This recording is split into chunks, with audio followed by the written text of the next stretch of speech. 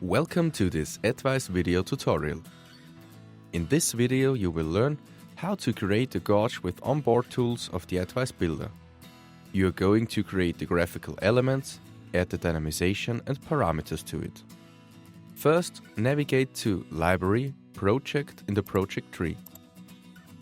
Then right-click the folder Object Displays and select Add Display. Enter Gauge as name and confirm your input with OK. Now expand the folder Object Displays and open the new display with a double click. To edit the display size, go to File, Settings. Enter 100 pixels for the width and 100 pixels for the height.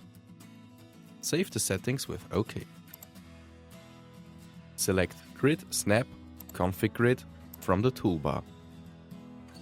Activate Grid by clicking the checkbox and set each value to 10. Activate Snap as well and set both values to 5. Save the configuration with OK. After the drawing area has been configured, you can start to create the graphical elements for the gauge. Select the Circle tool from the toolbar and create a circle from the center to the border of the display. Keep the circle selected and click the Fill settings in the attribute bar. Select the option Gradient and set the gradient's endpoints in a vertical line. Double-click the first color stop and choose a light gray. Save with OK. Now double-click the second color stop, choose a dark gray and set the alpha value to 255. Save these settings as well with a click on OK. The gradient settings for this element are now done. Click on OK to close the dialog. Open the same dialog for the stroke color and select None. Confirm with OK. In addition, set the stroke width to 0. Copy the recently created circle with the shortcut Ctrl-C and paste it with Ctrl-V. Place it exactly above the first one. Keep the keys Ctrl and Shift pressed while you transform the circle one step smaller from one of its transformation corners. After you release the mouse button, release both keys as well. Click on a transformation handle once to switch to the rotation mode. Rotate the element for 180 degrees. Enter the copy of the first circle again by pressing Ctrl-V. Place the circle above the first one. This time, transform the circle 2 times smaller the same way you did before. As a reminder, press and hold Ctrl-Shift and transform the element by dragging one of its transformation corners. Open the Fill options and select the gradient type Radial. Shrink the gradient's diameter by dragging the white circle to the square's corners. Now set the light color stop to the middle of the gradient and choose an even lighter gray tone for this color stop. Save the settings with OK. Open the stroke options and select the option Solid. Choose a very dark gray and save with OK. Set the stroke width to 1. With just a few steps, you have created a 3-dimensional effect. At this point, you should save the display. As a next step, add a scale to the gauge. Expand the folder Symbols in the library and select the subfolder Scales. Drag and drop the element Gauge Scale 60 into the display area. Open the object's parameters in the attribute area and choose a dark gray for the scale color. Set the values for width and height to 70 in the attribute bar. Select Arrange, Align Horizontal from the toolbar and afterwards Arrange, Align Vertical to align the scale absolutely centered to the display. This gauge has a fixed range of values, which goes from 0 to 100.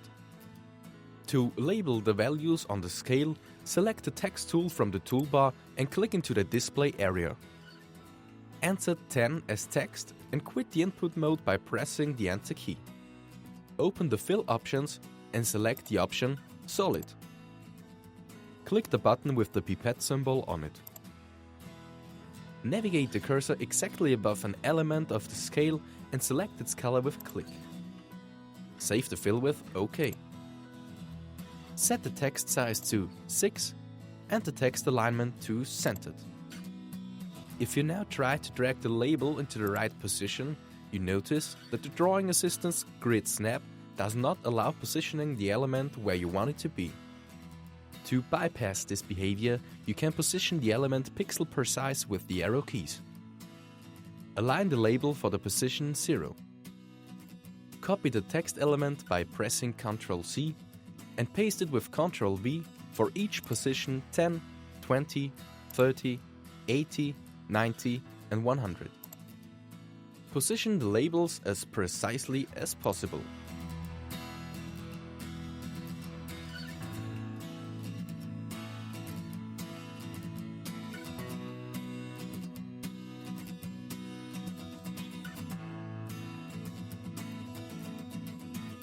Select the lower opposite pair and choose Arrange vertically. Copy the selected elements and paste it into the display area. Keep both text elements selected and move them to their corresponding position above. Position the elements with the help of the arrow keys. Repeat this procedure for the remaining pair.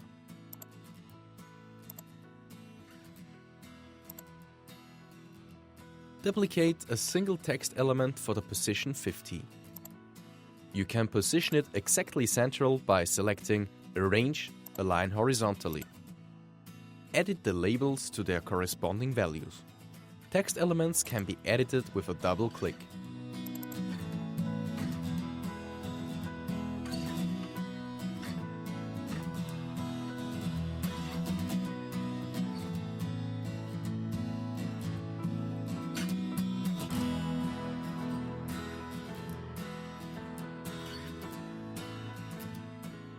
If you finished editing, save the display again.